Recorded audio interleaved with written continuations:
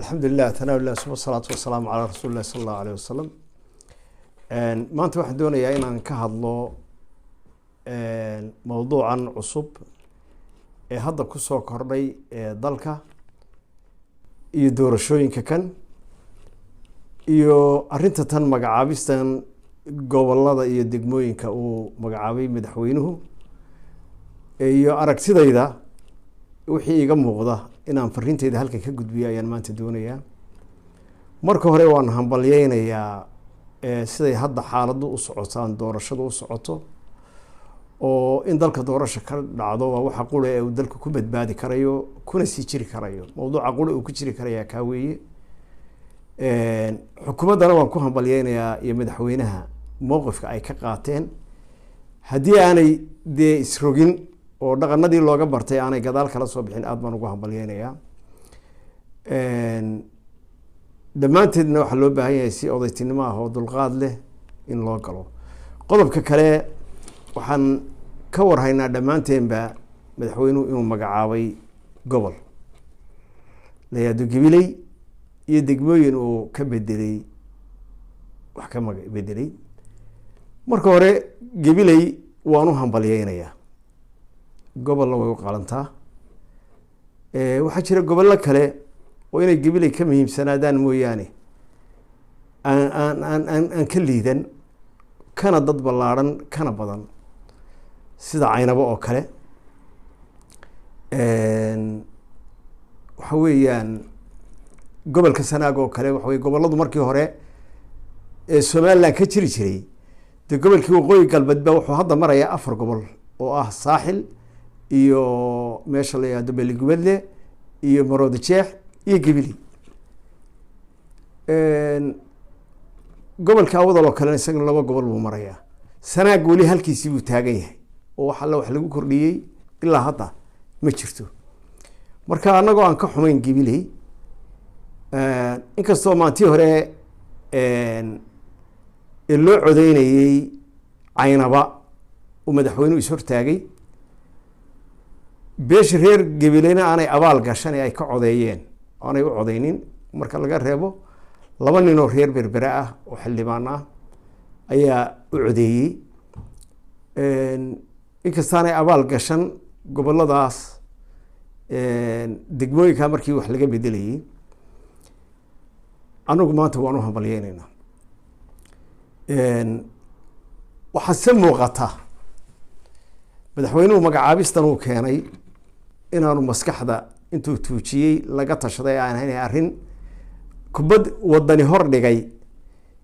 buulaaday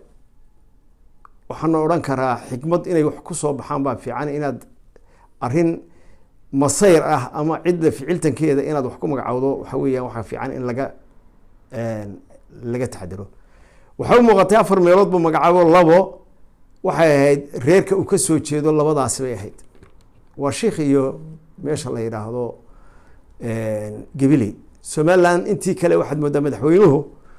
inuu ka qoostay ama aanu dan ka lahayn ayaad moodaa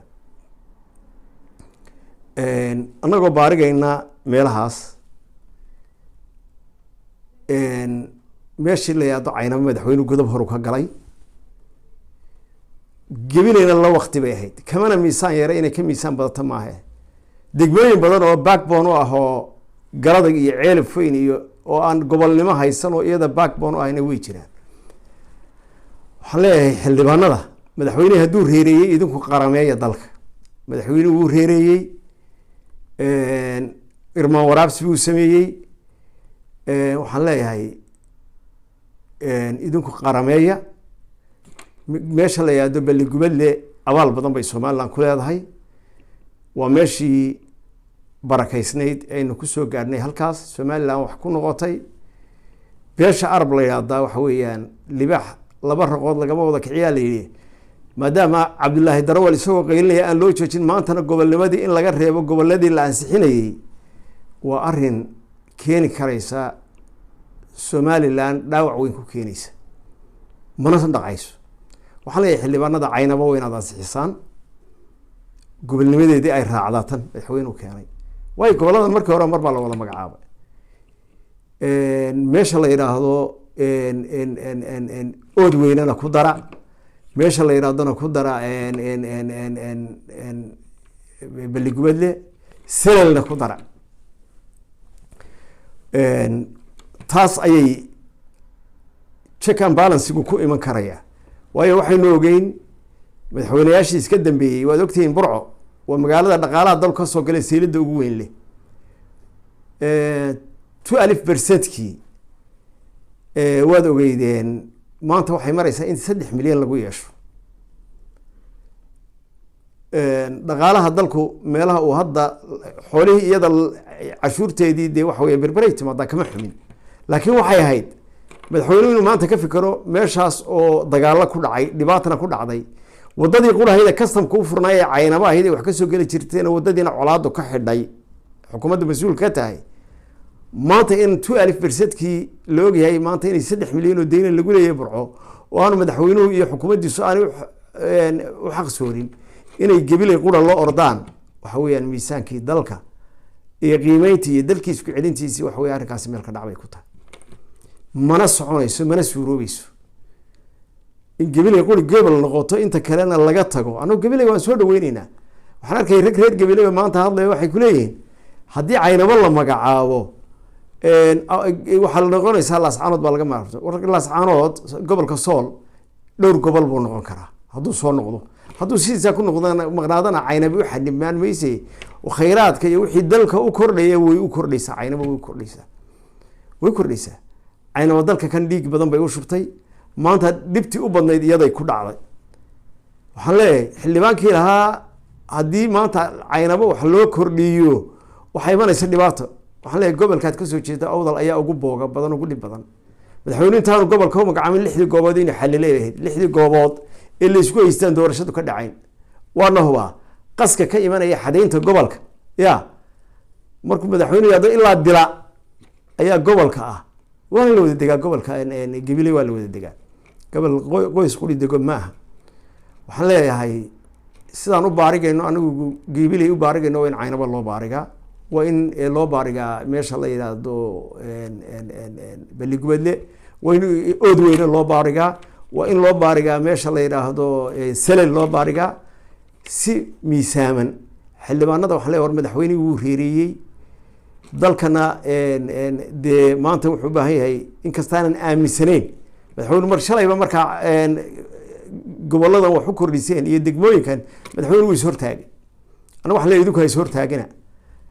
laakiin cadaalad baa laydinka rabaa ee cadaaladdaa sugaysaan haddii kale waxay noqonaysaa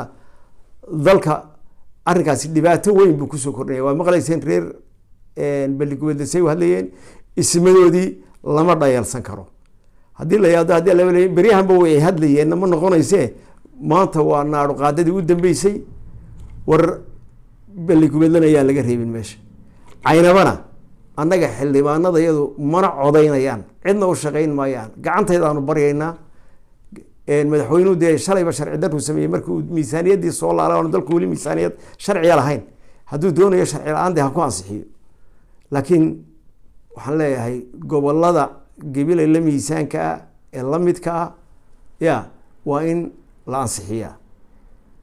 waxa weeyaan waan garan karaynaa waxa loo doonayo dee xildhibaanaa lagu doonayaa sanadka dambe in xildhibaana in lagu doorto ya dee nin waliba saamiga ka maqan dhaqaala ugu soo kordhaya gobolka ugu soo kordhaya degmada darajadu kordhayso dhaqaala ugu soo kordhaya waxa weeyaan halkan dhaqaale kaba bay leeyihiin oo kabto oo tog wajaale dhaqaale laxaadla ka soo gala caynaba waa laga xidhay wadadii qurahayd ee customka uga soo xakra burcaa xaniban xoolihiiba waxba loo xisaabin anigu waxaan leeyahay xildhibaanadu dalka ha badbaadiyeen inta aan ka hadlaya intaa weeye waana u baarigayaa qoladaas gobolka la siiyey aan tolka nahay aad iyo aad baad u mahadsantay